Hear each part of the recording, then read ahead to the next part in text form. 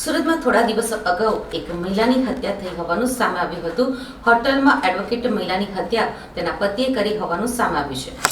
પતિએ હત્યા કર્યા બાદ પોતે પણ ઊંઘની ડોલો નામની દવા ખાઈને આપઘાતનો પ્રયાસ કર્યો હોવાથી તેને સારવાર માટે હોસ્પિટલમાં ખસેડવામાં આવ્યો હતો. આજે હોસ્પિટલમાંથી રજા થતાં પોલીસે આરોપી પતિની ધરપકડ કરી હતી. પાલ વિસ્તારમાં આવેલી હોટલમાં પત્નીની હત્યા કરનાર પતિની ધરપકડ કરાઈ છે. પતિએ પત્નીની હત્યા કર્યા બાદ 24 કલાક તે લાશ પાસે જ ભાનમાં અને બેભાન હાલતમાં પડ્યો રહ્યો હતો. ધ બુલ ગ્રુપ હોટલમાંથી મહિલાની ઘાતકી હત્યા કરવામાં આવી હતી.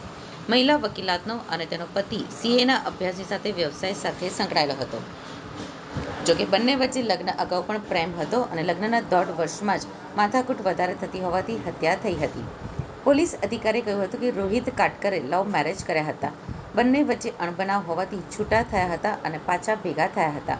બંને વચ્ચે મનદુખ ચાલતું હતું. બંને હોટલમાં ગયા હતા. મનદુખ ભૂલાવવા માટે જ તે લોકો ગયા હતા. તેઓ ફર્યા અને ત્યારબાદ હોટલમાં ગયા. ત્યાં મનદુખ થતાં રોહિતે ચપ્પુ જે સાથે રાખ્યું હતું તે બોલાચાલી થતાં પેટના ભાગે માર્યું હતું. ત્યારબાદ રોહિતે ડોલો નામની 45 ગોળીઓ લઈ લીધી હતી. સાથે જ ઊંઘની ગોળીઓ પણ રાત્રે લેતા બેભાન થઈ ગયો હતો. ત્યારબાદ તે ભાનમાં આવીને સવારે પોલીસ ચોકીએ ગયો હતો. 1.5 વર્ષ અગાઉ તેણે લગ્ન કર્યા હતા. રોહિતે આપઘાતનો પ્રયાસ કર્યો હોવાથી સારવાર માટે તેને દાખલ કરાયો હતો. હાલ હોસ્પિટલમાંથી રોહિતને રજા મળતા તેની ધરપકડ કરવામાં આવી છે. બેન છે એનું મર્ડર થયેલું છે. એનામાં આરોપી તરીકે રોહિત કાટકર કરીને છે. એના હાથે લવ મેરેજ કરેલું હતું અને બંને પતિ પત્ની તરીકે છેલ્લા 1.5 વર્ષથી હતા. એમના વચ્ચે ડિવોર્સ પણ થયા, પછી પાછા સાથે બી થયા. એટલે બંનેના વચ્ચે થોડુંક મનદુખ તો હતું જ. અને બંને લવ મેરેજ હોય એટલે બંનેના કુટુંબમાં બી એકબીજાને સાચવવાની કોશિશ કરેલી, પરંતુ એ લોકો અવારનવાર એમના વચ્ચે મનદુખ રહેતું હતું બંને પતિ પત્ની વચ્ચે. એટલે ગયા આ જે ખૂન થયું ત્યારે આ કામના આરોપી અને મરણ જનાર બંને ભેગા થયેલ. એ લોકો પાલ વિસ્તારમાં કોઝવે બાજુ ફર્યા બી અને ફર્યા પછી એ લોકો હોટલમાં રૂમ બુક કરી અને ત્યાં રહ્યામાં વચ્ચે ત્યાં પણ એમના વચ્ચે મનદુખ થયેલ. અને આ કામના જે આરોપી છે રોહિત, એનું જે સ્ટેટમેન્ટ લીધું એ આધારે એને પોતે એક ચપ્પુ પણ સાથે રાખેલું હતું અને એ લઈને જે રૂમમાં પછી ગયેલો અને બંને વચ્ચે મારા એમ થોડું બોલાચાલ વિવાદ થયેલો. એટલે એને ચપ્પુ જે હતો એકબીજા પેલા બેનના હાથમાં હતો, પછી આ બે હાથમાંથી લઈને એના પેટમાં ભાગે 2 વખત મારી દીધેલ છે, જેથી કરીને એના આંતરડા બેનના બહાર આવી ગયેલા.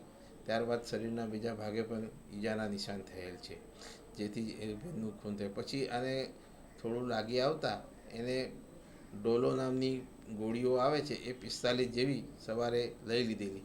એના પહેલાં એના કહેવા મુજબ એને ઊંઘની ગોળીઓ પણ લઈ લીધેલી રાત્રે, એટલે બેભાન થઈ અને રૂમમાં જ પડી રહેલો. ત્યારબાદ સવારે ઉઠી ફરીથી એને પેલી ડોલો ગોળીઓ લઈ અને પાછો બેભાન થઈ અને હોટલના રૂમમાં ટબ હતો એમાં પડી રહેલો એવું જણાવ્યું. ત્યારબાદ એ સાંજે 4 વાગે ઉઠી થોડું બેભાન થઈ અને બહાર નીકળી ગયેલ.